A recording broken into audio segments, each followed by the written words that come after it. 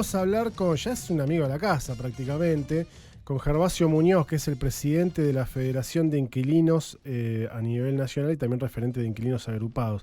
Gervasio, ¿cómo te va? Gonzalo Benito Zamora te saluda desde Ushuaia. ¿Qué tal, Gonzalo? ¿Cómo estás? ¿Cómo andamos? ¿Bien? ¿Dentro de Bien, todo? bien acá. Sí, dentro de todo estamos bien. Gervasio, mira, rápidamente, después podemos darnos tiempo, sí, como siempre, para analizar un poquito más, pero me interesa algo en términos concretos de datos, que es, ahora en unos minutos, a las 4 se va a conocer el índice del INDEC del mes de septiembre. Y vengo siguiendo con atención, pero la verdad que me cuesta entenderlo porque soy de Boca. ¿Por qué es que...? Yo también soy de Boca, así bueno, que no sé si te puedo ayudar. bueno, capaz tenés alguna otra característica que yo no, porque ¿por qué los alquileres están aumentando por encima del índice inflacionario? Porque no hay regulación y porque el mercado, siempre que no hubo regulación, aumentó por encima de la inflación para tener una rentabilidad mucho más grande. Ok, ¿no es por la fórmula o alguna de las tantas fórmulas que hay disponibles? No, la fórmula es una medida para llevar adelante cualquier otro mecanismo que tenga que ver con aumentar la renta. Mirá, en el menemismo, me estoy escuchando a mí mismo ahora. Capaz te estamos dando demasiado retorno. Bueno, ahí está perfecto. ¿Ahí va mejor? Sí, perfecto, genial. Gracias. En el menemismo, que a partir del 91 no había inflación, hubo inclusive algunos años de deflación, y que estaba prohibido indexar los contratos, inclusive los de alquiler. Cuando terminaban los contratos, el mercado aumentaba los precios y por lo tanto los alquileres en esa etapa, desde el 91 hasta el fin del menemismo, aumentaron casi un 500%, en una etapa en donde no hubo inflación. Por lo tanto, la regulación es fundamental para que no suceda lo que está sucediendo. Cuando uno ve lo que sucedió durante la vigencia de la ley de alquileres, los precios de los alquileres están por debajo de la inflación y por debajo de los salarios. Claro, o sea, el inquilino le podía ganar un poquito, hacer una pequeña diferencia, por decirlo de alguna manera, a favor del inquilino. Sí, desde julio del 2020 hasta diciembre más o menos del año pasado hubo algo así como 2000% de inflación. Y el índice de contrato de alquiler por ley de alquileres fue de 1.500, 1.560. Claro. O sea, 500 puntos por debajo de la inflación. Claro. Lo que a su vez le da el argumento a los que están en contra de la regulación, porque lo que plantean es que, bueno, viste que ayer o antes de ayer estuvo Milei en uno de estos encuentros de empresarios insistiendo con que los empresarios generan riqueza y son benefactores. Me imagino que tendrán una mirada similar respecto a la persona que tiene una propiedad, 2, 10, 20, no importa. Sí, Sturzenegger cuando estuvo a cargo del Banco Central en el gobierno de Macri, sacó un informe en donde mostraba que desde el 81 hasta ese momento, lo más rentable en Argentina era el alquiler. Más que un plazo fijo, más que el dólar, etcétera. Sí, ellos gobiernan para ese sector, sin dudas, y es el mismo argumento, como vos decís, que usa el mercado, de que la ley de alquileres no les permitía, o les hacía perder plata, si querés. Es el mismo argumento que nosotros tenemos para defender la ley. Sí, el mercado tiene que ganar menos de lo que gana, porque lo gana a costa nuestra. Claro. Entonces, para nosotros los alquileres tienen que ser baratos. Claro, son frente a un mismo diagnóstico, por supuesto, intereses distintos, son posiciones diferentes. Totalmente, pero además el mercado inmobiliario puede hacer negocios gracias al Estado. Me refiero a que, por lo general, la tierra siempre es pública y el Estado se la regala, se la vende a precios muy bajos y después hace negocios con eso. Por lo tanto, lo hizo gracias al Estado. Los precios de los alquileres se fijan hoy, más allá de la especulación, se fijan por los servicios que existen en esos barrios, el alumbrado, la seguridad, el transporte, si tenés una escuela cerca, si tenés una universidad cerca, etcétera. Todo eso lo garantiza el Estado. Ese es, para mí, el gran error de los gobiernos, que facilitan los negocios, pero no piden nada a cambio, ¿no? Entonces, el mercado, vos le facilitas al mercado unos negocios fabulosos con los alquileres, y después ese mercado te expulsa, te genera hacinamiento, te genera tomas, te genera baja de consumo porque tenés que destinar todo el salario a pagar el alquiler y ya no podés ir a comprar a ningún lado. Bueno, ese es un Estado al servicio del negocio inmobiliario, ¿no? Claro, sí. Y bueno, más allá de la cuestión de lo que está saliendo hoy a alquilar, Sí.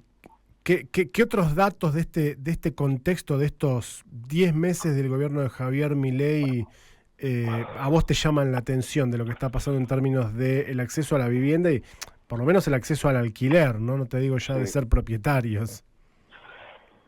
No, yo qué sé, a mí lo que nos está pasando es que escuchamos situaciones cada vez más dramáticas. Eso. Yo te lo sintetizaría así. Ujú. Estamos con situaciones al borde, siempre al borde, de familias, de gente que no puede pagar el alquiler y que no sabe dónde ir a vivir porque tampoco puede alquilar otra cosa. Es realmente dramático. Yo creo que eso es lo que define hoy la situación. Estamos desbordados de consultas, no podemos atajar todas. La resolución es muy difícil porque no hay Estado. Claro. Por ejemplo, mira, ahora, ayer y hoy estamos con una situación en Córdoba, de una mujer con 2 hijos. Uno de sus hijos tiene principios de desnutrición, porque no pueden comer, porque no tienen un mango, Ujú. ¿sí? Alquiló una vivienda en Punilla y pagó 6 meses por adelantado. Hace 3 meses que lo pagó. El propietario se vio en la temporada, le cortó la luz, le sacó el medidor y le está diciendo que se vaya de manera violenta. Intentamos hacer la denuncia en Fiscalía, intentamos hacer denuncia en el Polo de la Mujer, intentamos hacer denuncia en la comisaría. En ningún lugar le toman denuncia. Lo que le responden todos es andate de la casa y listo. Y ella pagó 1,5 millones por adelantado por esos 6 meses de alquiler. Claro. Entonces, la combinación de crisis económica, desregulación y Estado ausente está generando una situación dramática que yo estoy convencido de que termina en una situación de mucha violencia social.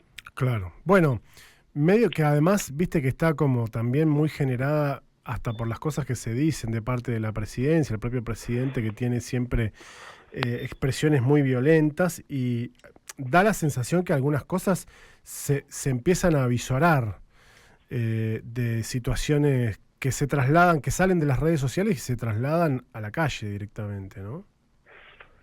Sí, igual creo que más allá de la gravedad de las declaraciones del presidente, hay algo mucho más violento que es hacia dónde están arrojando a los trabajadores. El sálvese quien pueda, la ley de la selva termina mal. Claro. Termina mal. Más allá de todas estas cosas de Twitter y esto que dijo ayer o que retuiteó ayer de después lloran derechos humanos, ¿no? O después tienen que buscar a sus nietos. Sí. Más allá de esas barbaridades terribles que crean un clima y crean impunidad sobre todo, están arrojando a la sociedad una situación de muy pero muy violenta, porque no hay nada más violento que no morfar o que no tener un lugar donde vivir. Yo no sé si hay algo más violento que eso. Bueno, eso es lo que estamos viendo en todo el país. Claro. Estaba viendo que, bueno, habían, como ustedes hacen permanentemente con las encuestas, y eso está bueno el laburo que hacen, porque además uno puede ir viendo, ¿no? En una encuesta que es sistemática, que no es esporádica, va viendo la evolución o la involución en este caso, lamentablemente. Uh-huh. Y una cosa que me llamó la atención es el promedio de gente que o el porcentaje de gente que alquilando está debajo de la línea de la pobreza, ¿es más del 80% o alrededor del 80%? Es alrededor del 80%. Es infernal ese número. Es infernal. Bueno, si tenemos en cuenta que estamos en casi 55% de pobreza y 70% de pobreza en niños, no sorprende tanto, claro, ¿no? Más allá de la gravedad del número. Sí, y también teniendo en cuenta que también cuando se conoce el índice de precio del consumidor, no está la vivienda ahí. No está la vivienda, cuando te referís a la canasta, ¿no? Claro, a la canasta. Sí, no miden alquileres, obviamente. Cuando vos ingresás el precio de un alquiler para una persona, para dos y para cuatro, que es como está conformada la canasta, ¿no? Claro. Ahí se te dispara los índices de pobreza. Y claro, porque además lo que si la familia tipo, por lo menos, digamos, en un ideal tendrían que tener 3 habitaciones. Que es una cosa, ponele 2, es una cosa muy difícil de por lo menos aquí en Tierra del Fuego. Ayer o hoy a la mañana yo trabajo en 2 escuelas y había 2 colegas que estaban hablando de la situación de alquiler y los números que estaban dando es una cosa infernal, ¿no? Sí. Mira, ahora estamos también con una situación de una enfermera del Garraham, que le aumentaron el alquiler, tiene que pagar 740.000 pesos de alquiler, tiene 700.000 pesos de salario. Claro. Bueno, eso es mortal. Claro. Sola con una hija. Sí, y eso es lo que explica el fenómeno de que haya por lo menos un 25-30% de inquilinos que se han tenido que mudar. Sí, que nosotros, para que se entienda mejor... O sea, se han tenido que ir del alquiler en el que estaban. Exacto, es un desalojo económico. No es una mudanza, ¿no? Claro. Se entiende, por supuesto, ¿no? Si decís mudanza, pero una mudanza es algo decidido, ¿no? En cambio, el desalojo económico es irte de la vivienda porque no podés pagar. Lo que te desaloja son las condiciones económicas. Y en la última encuesta salió 26.7% que tuvo que abandonar la vivienda por no poder pagar el alquiler, mientras que en el informe de hace 3 meses era el 15%. Claro. ¿No? Esto que vos decías de la sistematicidad de los informes. Te permite verlas, claro. Te permite ver cómo va evolucionando la crisis habitacional, ¿no? Se va profundizando.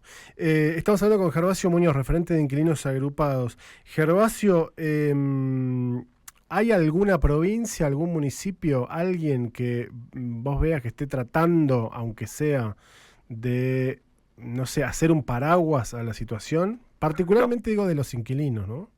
No, ninguno. Todo lo maneja el mercado. Todo lo maneja el mercado, ayudado por el Estado. Claro.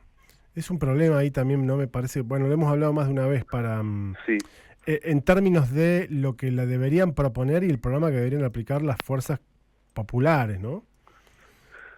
Sí, pero bueno, creo que es uno de los motivos que explica también la crisis política, ¿no? Claro. La crisis de representación. La política no ha logrado en los últimos años dignificar la vida. Y entonces sucede lo que sucede.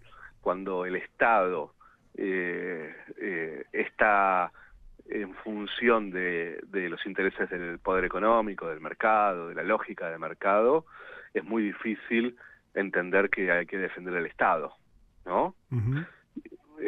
Y eso es un poco lo que estamos viviendo hoy. Cuando hay una encuesta interesante sobre qué piensa la gente sobre el Estado y sobre el mercado, y está muy dividido, pero crece a través de los años la opinión acerca de que el mercado tiene que regular cuestiones fundamentales de la vida, ¿no? Bueno, eso es un fracaso del Estado, una planificación de una estatalidad que debería, sobre todas las cosas, dignificar la vida y no lo hace, ¿no? Claro. El otro día entrevistamos a Andrés Aciaín, el economista de Scalabrini Ortiz. Del Scalabrini. Sí, y bueno, Andrés tiene hace más que una mirada, es en realidad un relato histórico muy interesante, que es cuál fue el fenómeno de la década del 40-50, fundamentalmente con el peronismo, y cómo hubo un porcentaje enorme de gente que no tenía ningún tipo de propiedad y que durante el peronismo, sobre todas las cosas, logró por lo menos tener un pedazo de tierra. Y no solo tierra, sino que vivienda, ¿no? Claro, claro, sí. Viviendas colectivas, viviendas individuales, parcelas, propiedades también para asociaciones, sindicatos, gremios, ¿no? Porque un poco lo que él planteaba era en términos de programa económico, dónde hay que poner el énfasis. Entonces un poco lo que planteaba Andrés el miércoles, creo que fue que hicimos la nota, decía, si va a volver una expresión popular en algunos años para volver a generar créditos blandos para compra de celulares y computadoras y viajes al exterior, y no para ponerlo, por ejemplo, en términos, por ejemplo, de créditos hipotecarios o de préstamos o de lo que fuera, bueno, vamos a volver a tener los mismos problemas de siempre. Yo no coincido con eso. Y lo he discutido con él también, con Aciaín. Porque Perón no dio créditos hipotecarios sin intervenir en el mercado inmobiliario. Perón asume en el 46 como presidente, pero asume en la Secretaría de Trabajo en el 43. Sí. En el 43, Perón congela el precio de los alquileres de vivienda de toda la Argentina. En el 43, Perón prohíbe la vivienda vacía por más de un mes. Ok.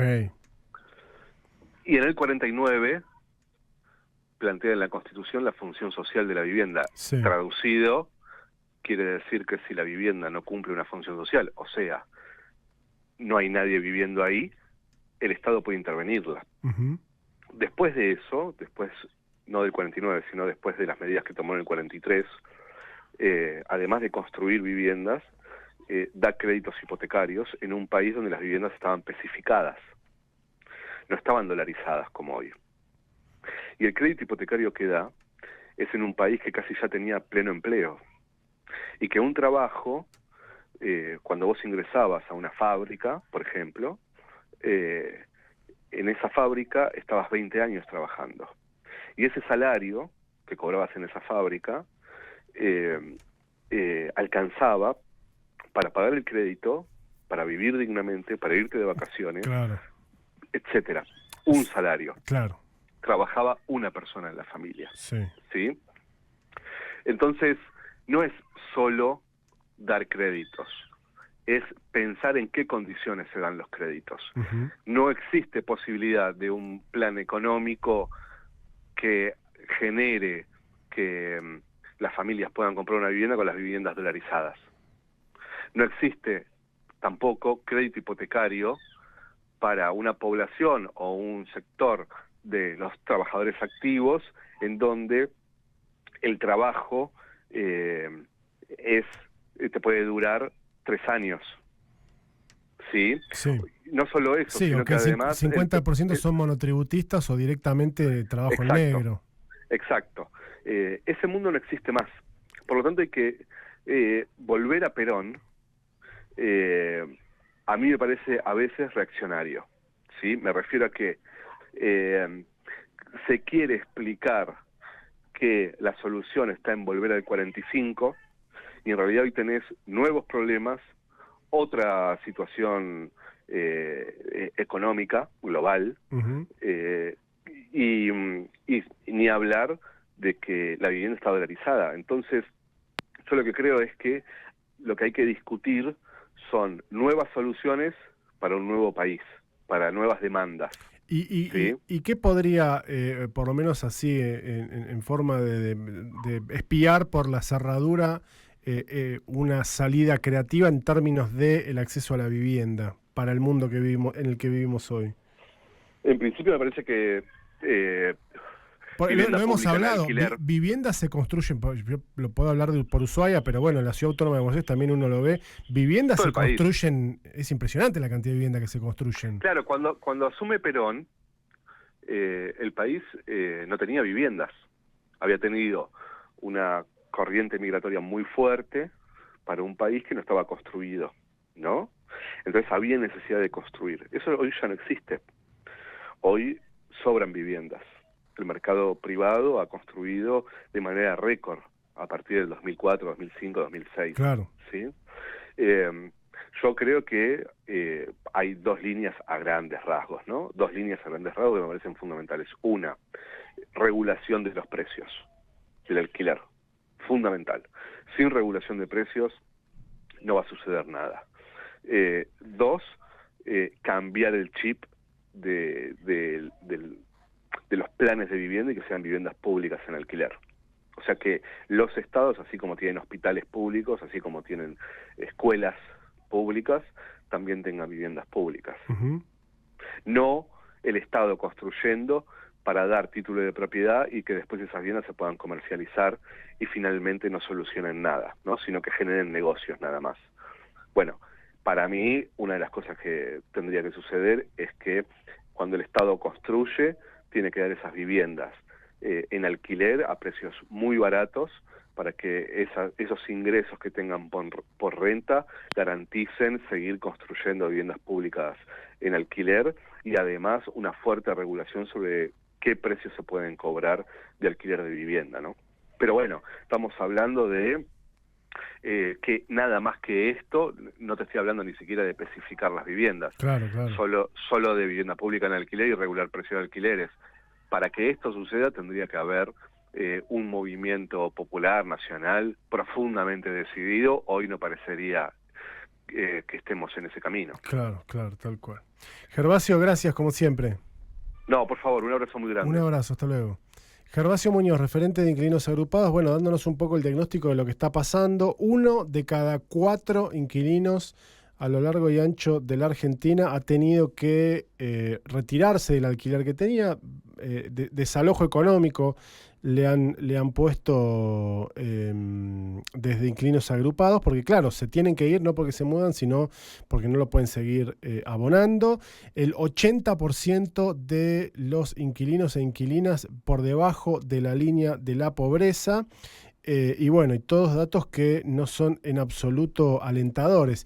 Y bueno, justamente la desregulación y la falta de control sobre el precio de los alquileres hace que la situación y el contexto sea aún peor si uno compara la evolución del índice de precios con la de los alquileres. Una situación realmente trágica la que se está viviendo, que como la gente, claro, se las arregla como puede, los que vivimos en Ushuaia lo vemos, o en las ocupaciones que a veces se dan, o en las familias que viven hacinadas, o que construyen una piecita, un departamentito, lo que fuera, en el patio de atrás, y así venimos hace bastante tiempo. Salieron los índices del INDEC.